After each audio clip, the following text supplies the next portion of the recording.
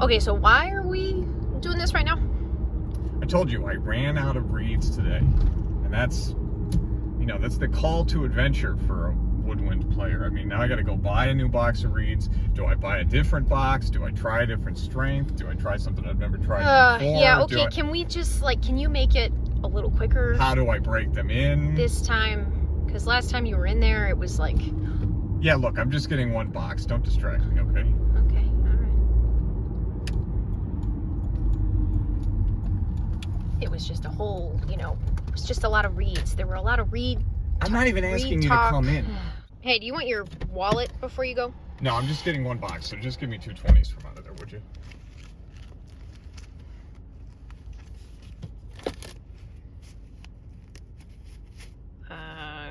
You have $7. Oh, well,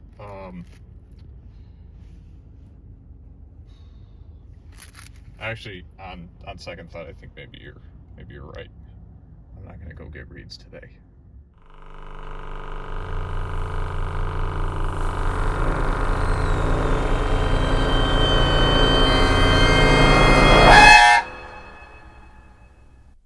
Breaking the bank on reeds is nothing new, but I don't necessarily believe that something is better just because it's more expensive.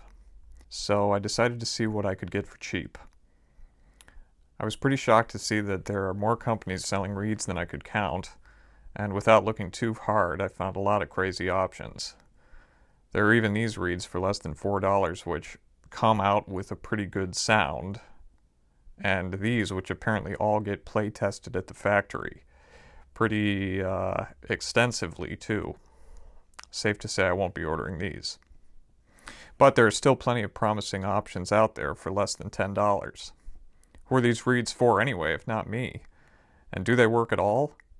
I decided to order a few boxes to see if I could find out. So these are the reeds that I settled on.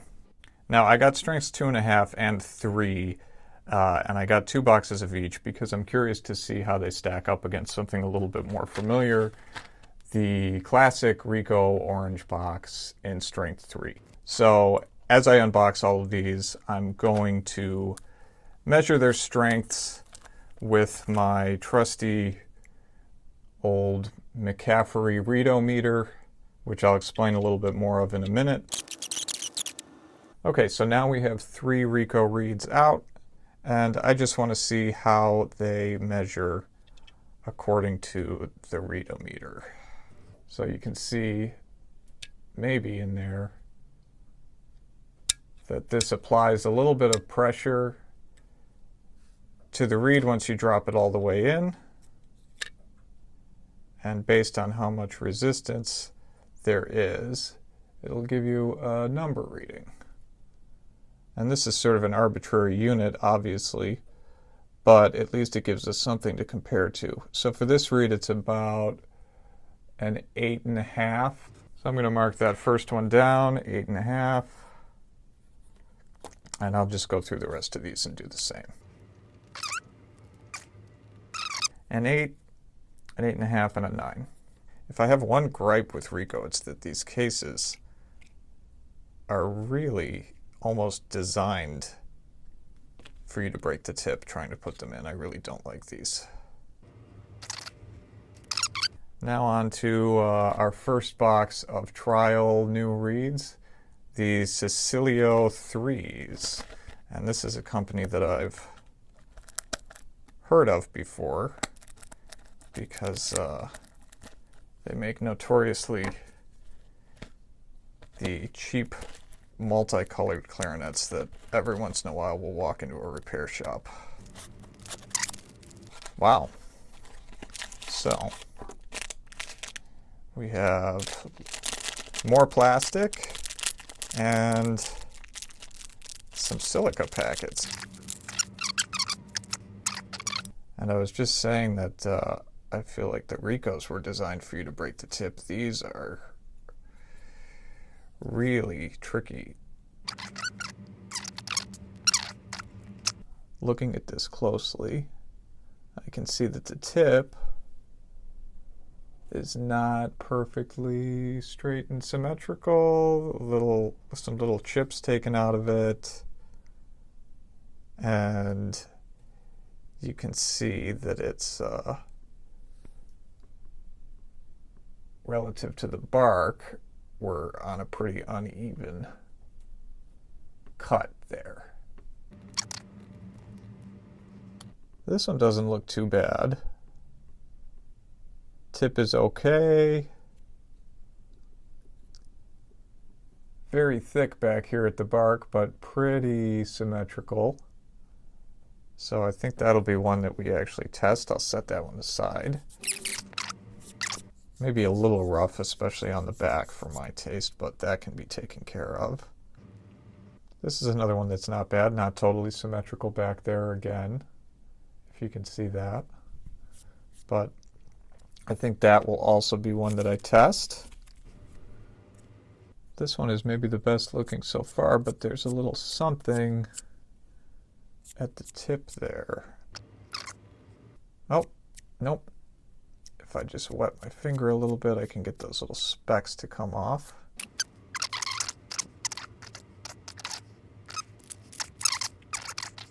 So that's coming out right about at an 8, maybe 7.75 if I was getting really particular. But I'll call it an 8 to be simple, so that's number 1. That's definitely a 7.5. And that's also right around a 7.5, 8. So actually, of the 3 that I have randomly picked here, according to the Reed-O-Meter, these 3 Cecilios are a little bit more consistent than the 3 Ricohs. Maybe you're supposed to, I think you're supposed to press down a little bit on this end, and it raises this little plastic sheet up. Maybe it's not so bad getting these reeds in, and you just have to get the hang of it. So we'll move on to the Glory reeds. And similar to Cecilio, I'm familiar with this company because they make inexpensive plastic clarinets and mouthpieces and reed cases that are really hard to get into for some reason. Try to not cut myself on camera. Oh. Hope I didn't just nick a tip of the reed there, but okay. Yeah, wow, that's really tough to get off, but you can see there's a piece of tape that went around all of this. Yikes, that's crazy. So be careful of that if you buy these.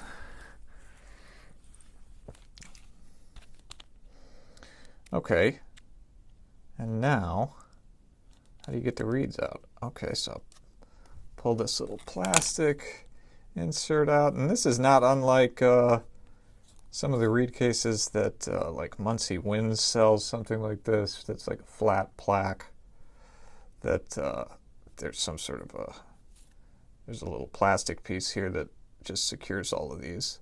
And the first one that I take out, you know, the cut is not great.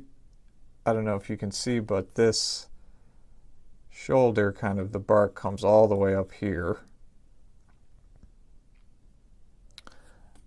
And does it look like, it looks like, you know, there's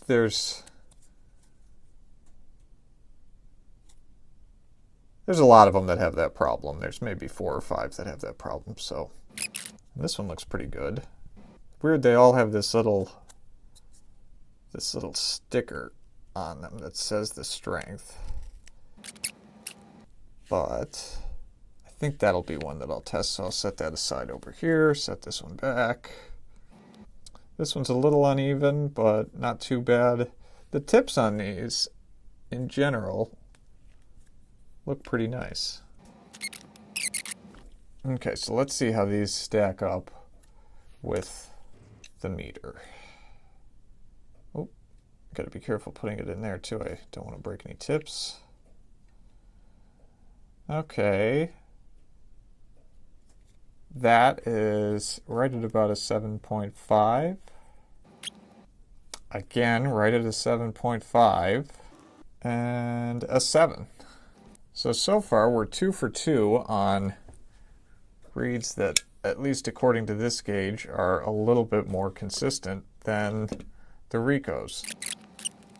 Now I'm going to go for these, it looks like the sticker says Slade reeds, but I think when I bought them they were called Fauverne 1, which is what it says on the back right here.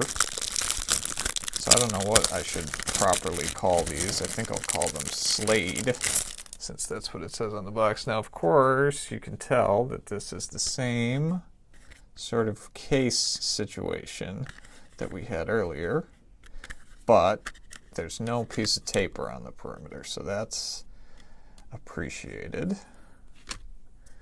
And these also have the little sticker.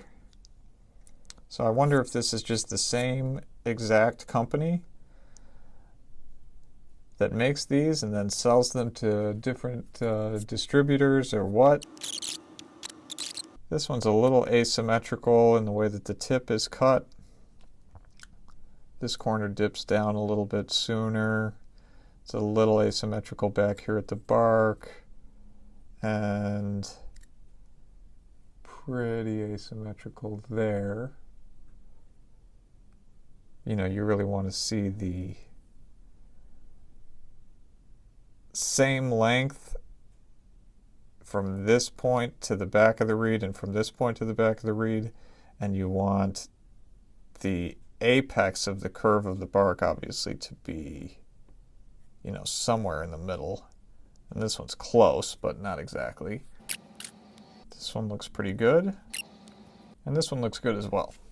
So 3 to test, and that is coming in just under a 7, and I would expect these to be a little bit softer because they're 2.5s, and the other brand was a 3, so we have a really soft one there, right about a 5. This one's a little bit over a 7, 7.5. So these Slade reeds seem to be the least consistent so far. And last but not least, hopefully, we have the Yinama. Oh, and surprise, surprise, it's the same little plastic thing, but they just put it in a box. Well, the box was a nice touch because it certainly helped convince me to buy these reeds. This is a remarkably similar contraption to the other two, but if you look, not identical. The Yanama have a little plastic thing that's in 2 parts touching each reed, and this is just 1 bar that goes all the way across. And the dimensions are a little different. So this, I think, might be a completely different company, but I'm not sure. Hard to know when you're dealing with budget reeds. Let's see what a Yanama reed looks like, if I can get one out. So visually, this looks like the thinnest tip that I've seen before. It certainly feels very flexible. And the cut is not the most symmetrical, and it's not the cleanest. There are a few little chips out of that one, so put that in the not test pile. It looks like that first one I picked out was maybe one of the worst ones because the tips on the rest seem to be okay. That's not great. A little discoloration in the back there. I'm going to put that one to the side. About a 5.5, 6. I'll call that a 6. That's right around a 5. And around a 5.5, 6. So the Yinamas seem pretty consistent of the ones that we've measured. So before we go on to the play test, I'll just make a note that the mouthpiece I'm using is just a regular old B45. I'm not using that for any particular reason other than it's one of the more open mouthpieces you can get, and I'm expecting these reeds to be fairly soft. And I'm just going to use a standard inverted nickel-plated Bonade, which is well loved because I've played it for many years. You know, something that I couldn't do before was hold these up to the light, and that doesn't look too bad. Pretty even. Okay, one thing that I can tell right away that's going to be a problem is that this reed is a little bit warped. And if it's really easy to move on the table of the mouthpiece like that, that means that the flat part of the reed is not totally flat.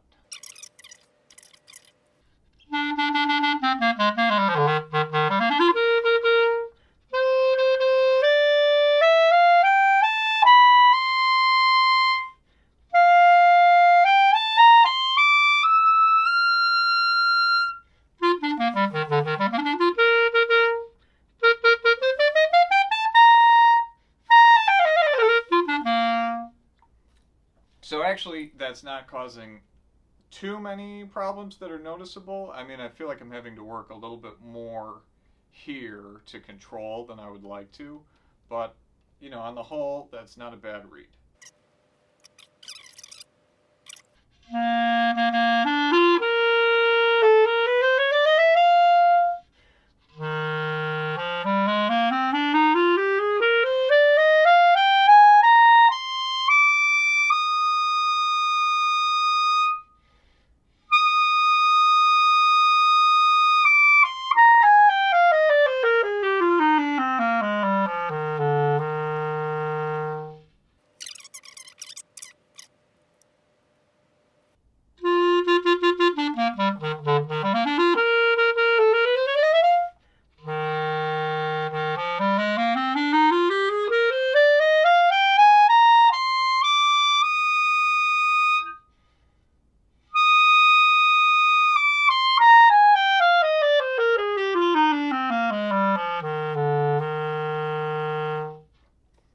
So this one is maybe the softest one yet. I don't think it's the best choice. I think the second one was the one that I preferred the most. So I'm going to just put this one back on and run it through a little bit more testing.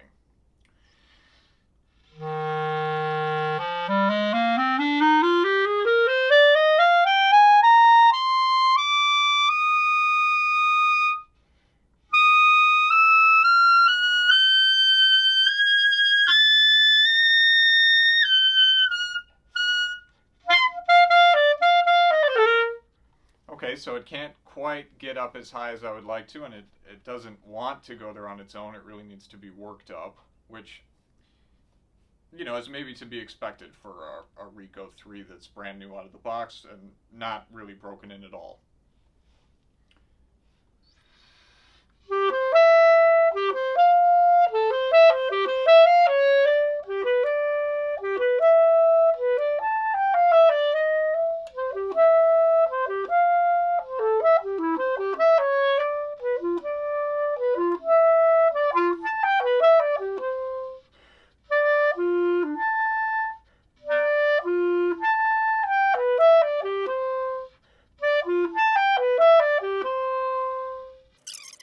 All in all, that's a good, solid reed, especially if you're a beginner. A Ricoh is obviously a well-known, great choice. So let's move on to one of these unknowns. So this is the Yanama, which were among the softest. Actually, these were the softest reeds of all the ones that we measured before.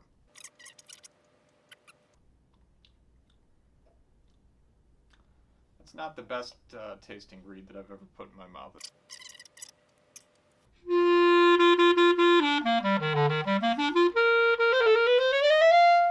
Oh yeah, we're really cooking now with the soft reed.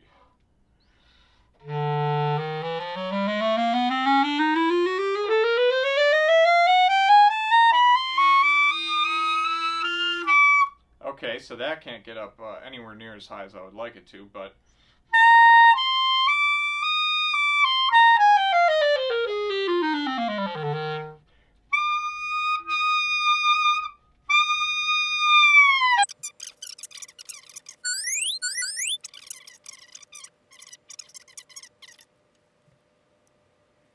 Yinama number 2.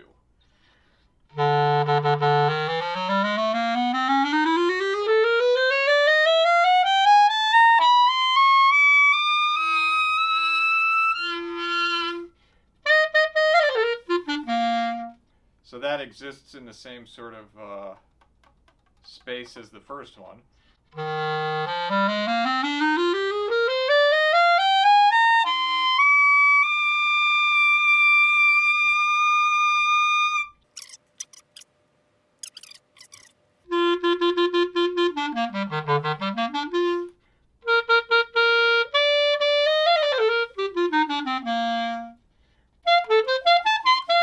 Oh yeah, that's beautiful.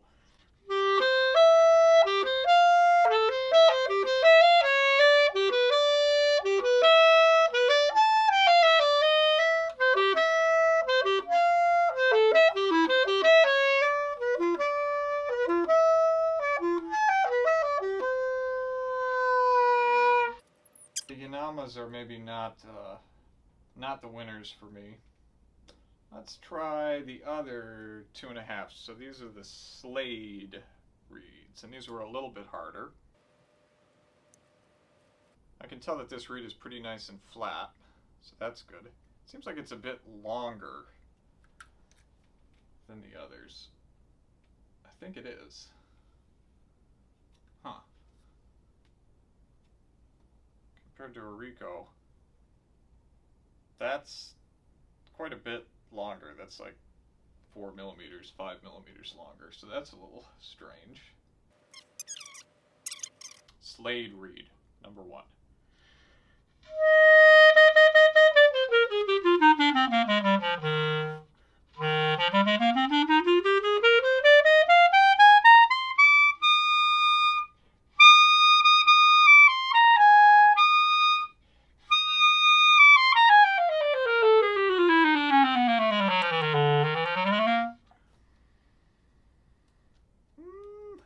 These are not terrible.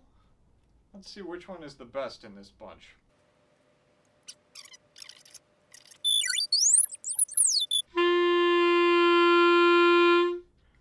It just cannot hold a good open G at all. The resistance is all over the place on this reed.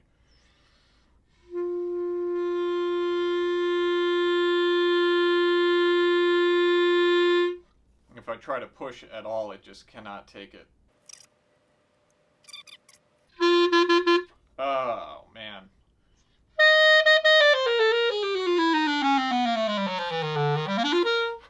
Alright, so this is the softest.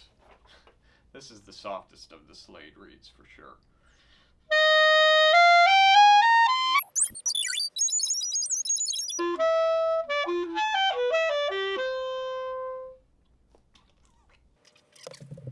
On now to the Glory reeds. Pretty thin tip, but pretty evenly contoured looking.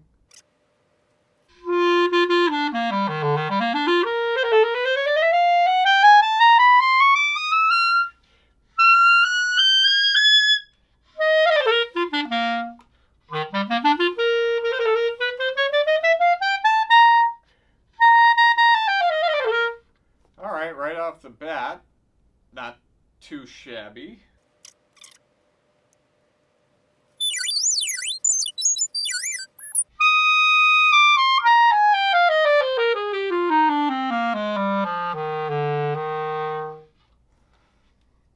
That could be workable.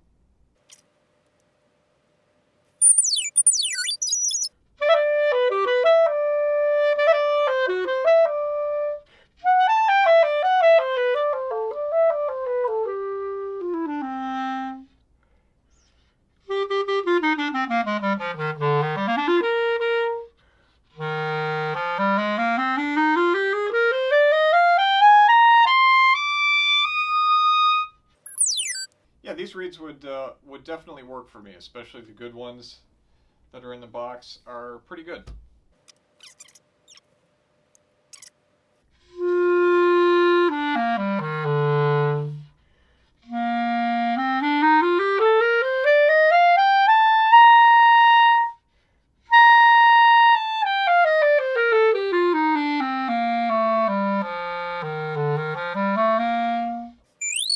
These are a little stuffy, despite not being quite as hard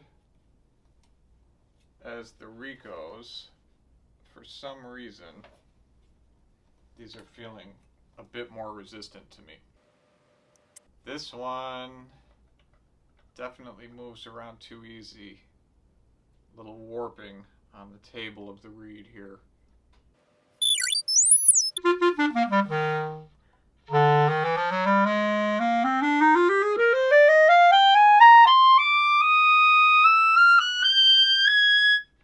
In this case, the warp on the back of the reed has actually made it a little bit easier to play. I think because it's aiming the tip of the reed up a little bit further away from the mouthpiece and giving me a little bit more room to control.